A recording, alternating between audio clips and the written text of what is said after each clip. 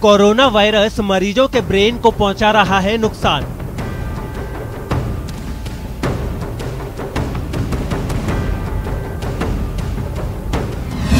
Mental health को प्रभावित करता है कोरोना वायरस।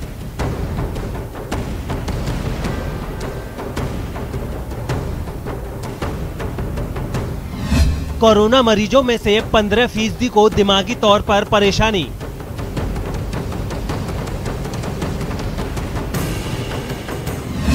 कोरोना संक्रमण के बाद मरीजों में न्यूरोलॉजिकल परेशानियां बढ़ी।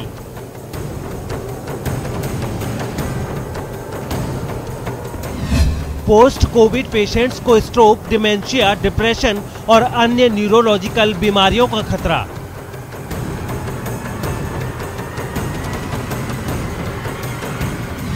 पोस्ट कोविड मरीजों को न्यूरोमीटर ट्रांसमीटर का भी खतरा।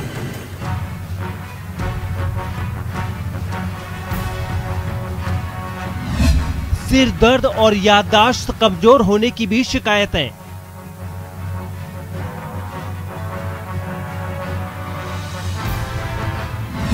अब ब्रेन की नसों को भी नुकसान पहुंचा रहा है कोरोना वायरस।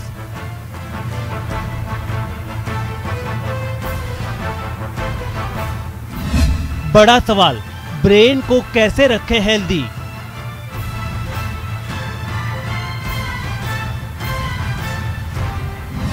कोरोना महामारी दिमाग पर कितनी भारी? तो कोरोना महामारी दिमाग पर आखिर कितनी है भारी, इसी पर आज हम चर्चा कर रहे हैं और हमारे साथ में दो खास मेहमान जुड़े हुए हैं। Doctor Nagendra Sharma, senior neuro surgeon है, इसके अलावा डॉक्टर पृथ्वी गिरी, न्यूरोलॉजिस्ट हैं। आप दोनों का बहुत बहुत स्वागत है डॉक्टर साहब। और सबसे पहले हम रुक करते हैं डॉक्टर नगेंद्र शर्मा का, जो कि सीनियर न्यूरो सर्जन है। डॉक्टर नगेंद्र जी, हम आपसे जानना चाहेंगे कि आखिर कोरोना के इस काल में दिमाग पर कितना भारी पड़ सकता है ये कोरोना? देखिए, इस कोरोना काल का जो सेकंड वेव है, इसकी पूरी हिस्ट्री अपन देखें तो धीरे धीरे एक एक सिस्टम को इन्वोट करती जा रही है। पहले लंग्स को किया, उसके बाद में ब्लैक फंगस, व्हाइट फंगस, और पिछले कुछ एक हफ्ते से लगातार न्यूरोलॉजिकल डिसऑर्डर के पेशेंटों की लगातार बढ़ोतरी हो रही है। सबसे ज्यादा जो पहला सिम्टम मरीजों का पाया गया है वो है सीवियर माइग्रेन हेडेक। मरीज की सबसे बड़ी शिकायत होती है कि सुबह 4 बजे उठते मेरे को इतना सीवियर हेडेक होता है, और जो नॉर्मल माइग्रेन था उसमें उसके साथ उसके वॉमिटिंग होने के लक्षण साथ में होते हैं, लेकिन इसमें किसी भी मरीज को वॉमिटिंग नहीं होती, केवल हेडेक होता है। और ये हेडेक आप यदि कोई दवाइयां दें तो उसमें काम नहीं करती है। उसके बाद इन दिनों में जो चीज देखने को आ रही है सबसे ज्यादा, वो आ रहा है स्ट्रोक के मरीज। पिछली कोरोना वेव में ही करीबन टोटल मरीज जो रिकवर हुए उनमें से 2 से 3% लोगों में स्ट्रोक हुआ, और इस बार भी स्ट्रोक की संख्या करीबन 3 से 5% लोगों में हो रही है। स्ट्रोक का मतलब खून की नसें में, ब्रेन की खून की नसों में खून पूरी तरह जम गया, प्रवाह बंद हो गया और लकवा होकर के मरीज पेशेंट हमारे अस्पतालों में आने लगते हैं। इसके अलावा ये चीजें नॉर्मल व्यक्ति में भी हो सकती है, लेकिन कोरोना काल में बहुत बड़ी है, जो कि एक सोचनीय विषय है।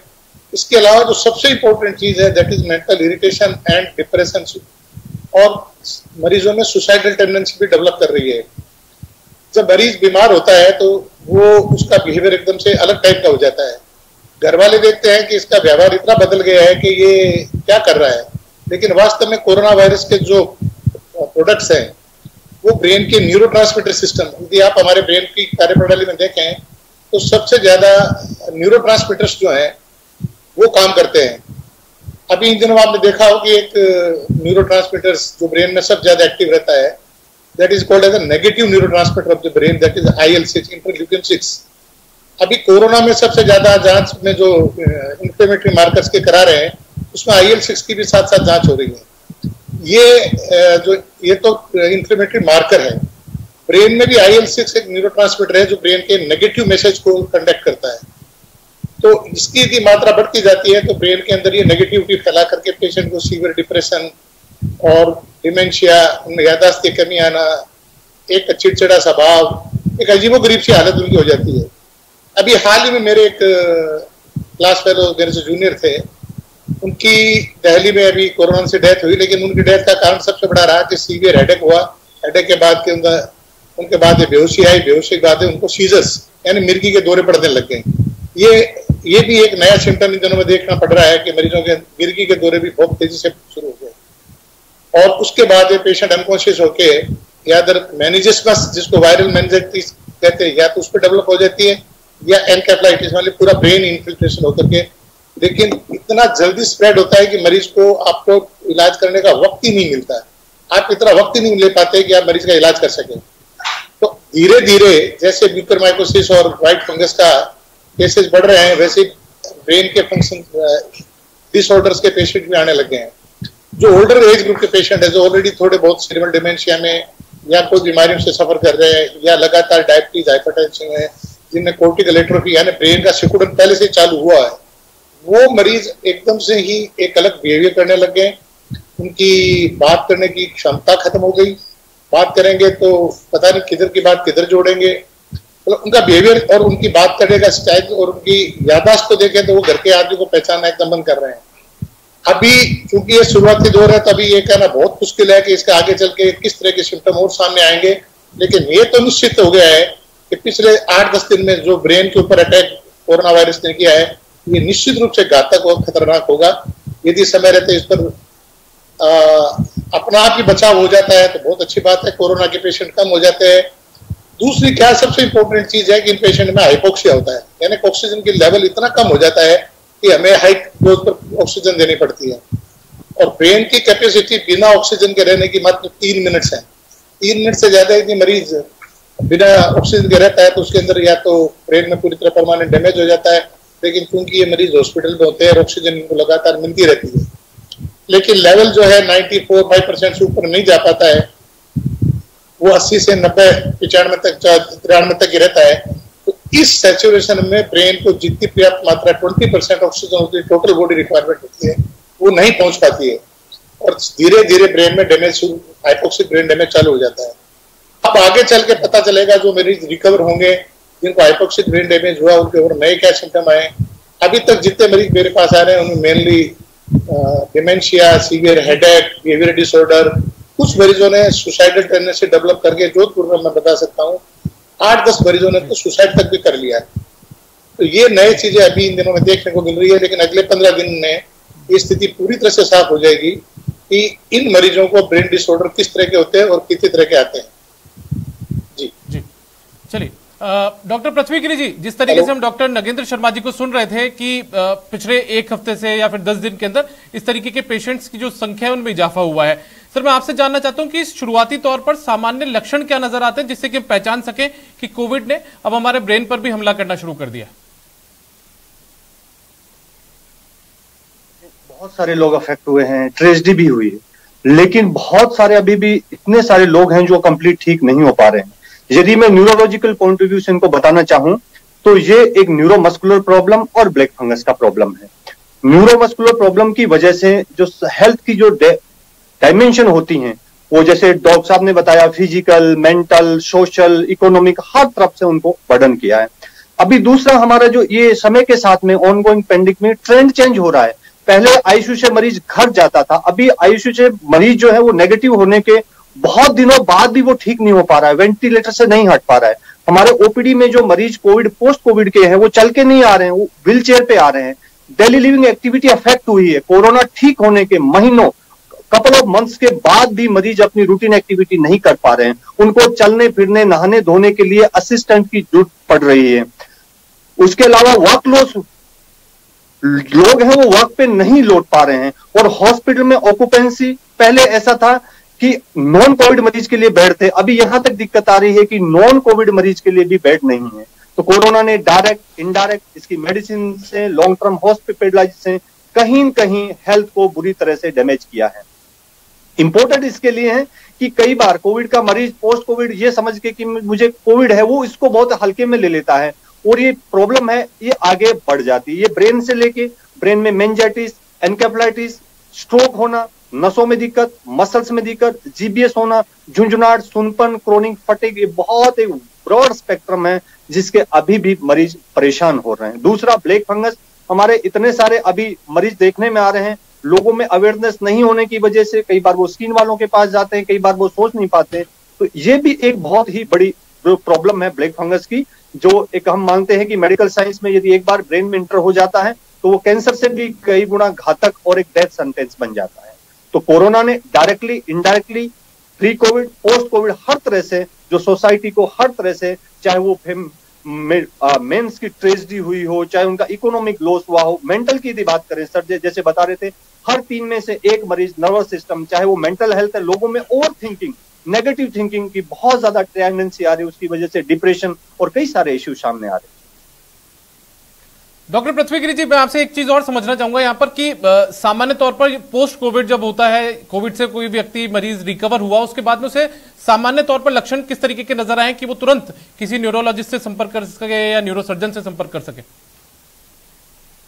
इंपॉर्टेंट है, यदि किसी व्यक्ति के मेंटल स्टेटस में जो पहले से यदि हम कंपेयर करें, हम हमेशा कहते हैं कि यदि आप पहले से कंपेयर करिए, पहले में व्यवहार में, याददाश्त में, उसके होश में कोई दिक्कत हो, उसके हाथ पैर काम नहीं कर रहे हैं, बोलने में, इवन दो कोरोना के इसमें जो कोरोना के बाद में म्यूकरमाइकोसिस के मरीज जो कोरोना से ठीक होते हैं, बहुत ही सटल चेंज होते हैं, माइनर, जैसे आंख में दर्द, दो दिखना, दिखने में दिक्कत, चेहरे पे सूजन, नमनेस, सर में अनबियरेबल दर्द होना, कहीं कोई ब्लैक दिखना, जबड़ों में दर्द, दांत का लूज होना, ये एक ब्लैक फंगस की मैं यहाँ इंपॉर्टेंट ऐसा यदि हो तो इसको माइनर चीजें ना ले, पर्टिकुलरली वो मरीज जिसमें शुगर है और शुगर अनकंट्रोल्ड है। इसके अलावा इंपॉर्टेंट चीज जिसको अभी भी मिस कर रहे हैं और जो हेल्थ केयर पे एक बड़ा बर्डन हो सकता है, क्योंकि ऐसे मरीज जिसमें नर्व और मसल्स की प्रॉब्लम है, वो कंप्लीटली ठीक नहीं होने के कारण हॉस्पिटल से वो 1-2 महीने तक भर्ती हैं, बेड खाली नहीं हो पा रहे हैं, आईसीयू से मरीज नहीं हट रहा है, आईसीयू से नहीं, और जो मरीज भी लौट के आ रहे हैं वो नॉर्मल नहीं लौट के आ रहे हैं। तो किसी भी मरीज में, फिर मैं यहाँ क्लियर करूंगा,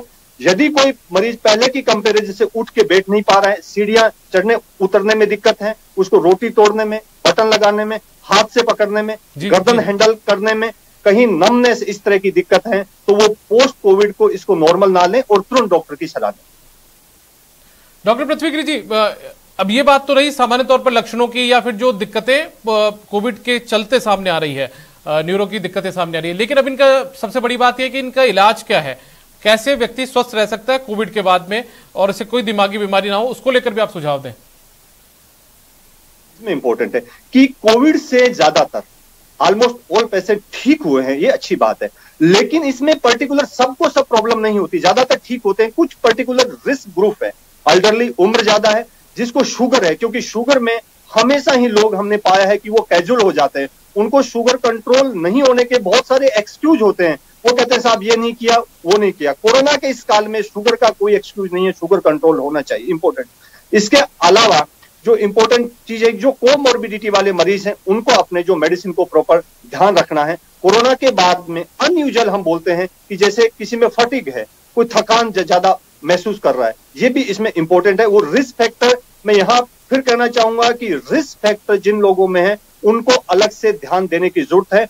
दूसरा, मैंने पहले भी बताया था, ओवर थिंकिंग, एक्सेसिव थिंकिंग, जिन लोगों में कुछ भी नहीं है वो भी प्रॉब्लम लेके आ रहे हैं, मेंटल हेल्थ का इशू है, डिप्रेशन में है लोग, तो वो लोग अपना रेगुलर एक्सरसाइज करें, रेगुलर जो लिखी हुई मेडिसिन लें, व्यायाम करें, एक्सरसाइज वगैरह का पार्ट है, डाइट बराबर ले, पॉजिटिव, क्योंकि पॉजिटिव रहना भी एक मेडिकल साइंस से एक दवा है, वो सबको आज सीखनी पड़ेगी और सबको रहना पड़ेगा। चलिए, बिल्कुल ठीक कहा आपने। अब रुक कर लेते हैं डॉक्टर नगेंद्र शर्मा जी का। डॉक्टर नगेंद्र जी, यदि व्यक्ति लापरवाही करता है तो लापरवाही उसके लिए कितनी भारी पड़ सकती है? पहले तो वो कोविड से परेशान रहेगा और उसके बाद में उसे दिमागी बीमारी भी हो सकती है। यदि वो लापरवाही करता है तो लापरवाही कितनी भारी होगी? देखिए, इस लापरवाही का एक नमूना हम देख चुके हैं कि पूरा हिंदुस्तान ब्लैक फंगस और व्हाइट फंगस से लड़ रहा है। जो मरीज ठीक हो गए हैं उसके बावजूद भी वो दूसरी बड़ी बीमारी से लड़ रहे हैं। तीसरी जो अब समस्या पैदा होने वाली है वो है ब्रेन पर इसका कोरोना का इफेक्ट। यदि आपने डायबिटीज पेशेंट रहे हैं, आप हाइपरटेंसिव पेशेंट हैं, कोमॉर्बिडिटी आपके साथ है, आपका आरपीटीसी कोविड टेस्ट नेगेटिव आ गया है, आप ये मान के मत चलिए कि आप पूरी तरह से स्वस्थ हो गए हैं। आप अपने मेंटल हेल्थ पे ध्यान रखने के लिए बराबर आपको एक्टिव रहना पड़ेगा, डॉक्टर की सलाह बार बार लेनी पड़ेगी, क्योंकि ये कोरोना वायरस अब ब्रेन पे अटैक करने लग गई है। पिछले 8-10 दिन से लगातार मैं मरीजों को घर बैठे वीडियो कॉल से मरीजों का इलाज कर रहा हूं, तो मेरे पास रोज सुबह 4 बजे फोन आते हैं कि सर बहुत तेज सर दर्द है, किसी हालत में भी नहीं रुक रहा है।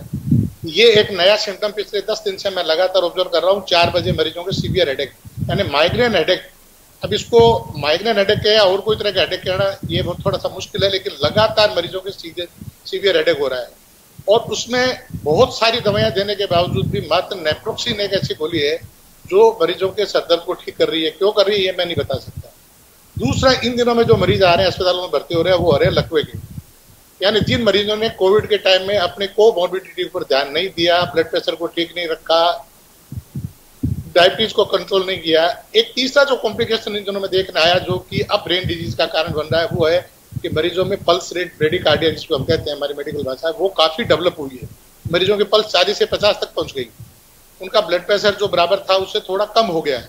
लेकिन इस पर जब भी ध्यान नहीं दिया गया और उसको लापरवाही रखा गया तो 5-7 दिन के अंदर मरीज को या तो लकवा डेवलप हो जाएगा या उसके अंदर ब्रेन में कोई चिड़चिड़ापन, स्वभाव में, बिहेवियर में प्रॉब्लम और इतनी ज्यादा नेगेटिविटी, डिप्रेशन के सिम्टम उसके दिमाग में आ रहे हैं कि वो उसके घर वाले सोचते हैं कि ये कोई टेंशन में है, कोई प्रॉब्लम है, लेकिन ये पोस्ट कोविड सिम्टम्स हैं। तो कृपया जरा भी लापरवाही नहीं कराएं। यदि आपके शरीर में कोविड से रिकवरी होने के बाद में जरा भी कोई नया सिम्टम डेवलप हो रहा है, आप तुरंत अपने डॉक्टर से सलाह लीजिए, उसको इन्वेस्टिगेट करवाइए, उसका इलाज करवाइए। हो क्या रहा है कि लोग आज देखते हैं तो कोविड से रिकवर हो गए, अब हमारी डायबिटीज भी कंट्रोल हो गई, ब्लड प्रेशर भी ठीक चल रहा है और हमारे सब ठीक हो गया। नहीं, इस चीज को लापरवाह मत बनिए। आपका यदि ब्लड प्रेशर एक दिन कम हो गया है इसका मतलब नहीं है कि आप ब्लड प्रेशर से फ्री हो गए हो, बराबर कंट्रोल रखिए उस पर। आपकी यदि पल्स रेगुलरली कम होती जा रही है, ब्रेडिकार्डिया डेवलप हो रहा है, तो आप उस ब्रेडिकार्डिया को ठीक करने के लिए अपने कार्डियोलॉजिस्ट से तुरंत कंसल्ट करें। यदि आपके दिमाग में किसी तरह की एबनॉर्मल बिहेवियर, सुसाइडल टेंडेंसी, यदि आपके हाथ पैरों में सुन झंझनाहट आना, हाथ पैरों में ताकत की कमी आना, यदि आपकी याददाश्त कम हो रही है, तो ये सब इसको कोविड की रिकवरी फेज नहीं मान करके इसको कोविड का अटैक मानिए और तुरंत रूप से जल्दी डॉक्टर से कंसल्ट करिए। आप near by neuro physician, neuro surgeon जो भी मिले न्यूरोलॉजी के डॉक्टर से तुरंत कंसल्ट करिए। वो आपकी इस प्रॉब्लम को सोल्व करेगा, वॉच करेगा और वो आपकी इस प्रॉब्लम पूरी सोल्व कर देगा। और यदि आपने इसमें लापरवाही कर दी तो ब्रेन हैमरेज, ब्रेन पैरालिसिस और डिप्रेशन इस सीवियर तक आ सकता है कि आप कभी कभी तो आप जरा भी, मैंने अभी इन दिनों में 5 मरीजों को जो कोविड से रिकवर हुए बच्चे और उनके अंदर इतना डिप्रेशन आया कि उन्होंने सुसाइड तक कर लिया।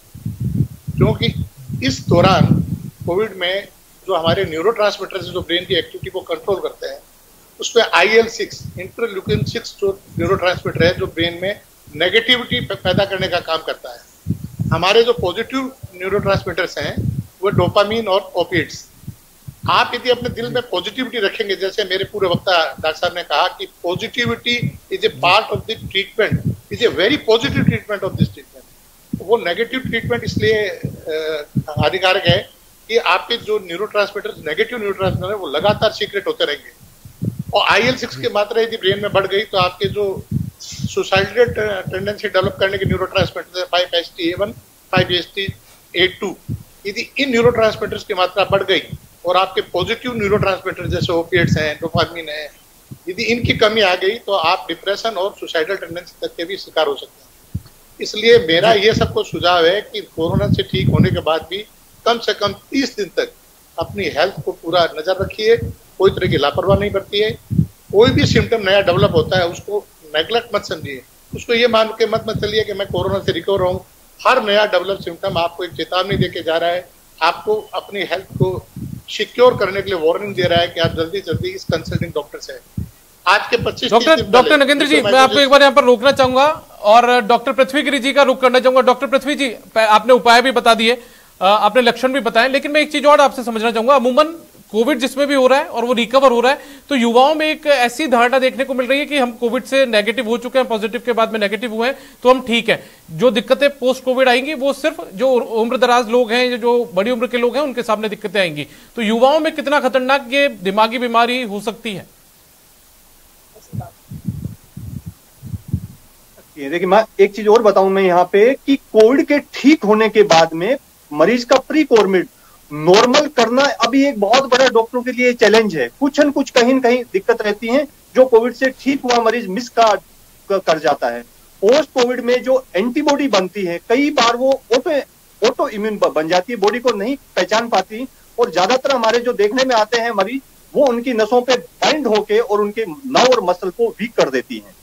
इंपॉर्टेंट है इस समय, जैसे कोविड की वेव कम होती जा रही है, बहुत अच्छी बात है, लेकिन अभी हमारा टारगेट है कि पेशेंट जो कोविड से पॉजिटिव थे, नेगेटिव अभी हुए हैं, वो कंप्लीट ठीक नहीं हो रहे, उनको अर्ली और कंप्लीट रिकवरी अभी हेल्थ केयर सिस्टम का प्रायोरिटी है, अर्ली और कंप्लीट रिकवरी। इसके लिए कोई एज पैरामीटर नहीं है। हाँ, जिन लोगों में अदर प्रॉब्लम है, डायबिटीज, हाइपरटेंशन, हार्ट या ब्रेन की ऑलरेडी रही है, वो ठीक है, उनमें रिस्क ज्यादा है, लेकिन इस चीज से कोई भी इम्यून नहीं है, किसी को भी हो सकता है। जो मैं नर्व मसल्स की जो बात कर रहा हूं, वो युवाओं में हमें ज्यादा देखने में आती है, उनमें ज्यादा है।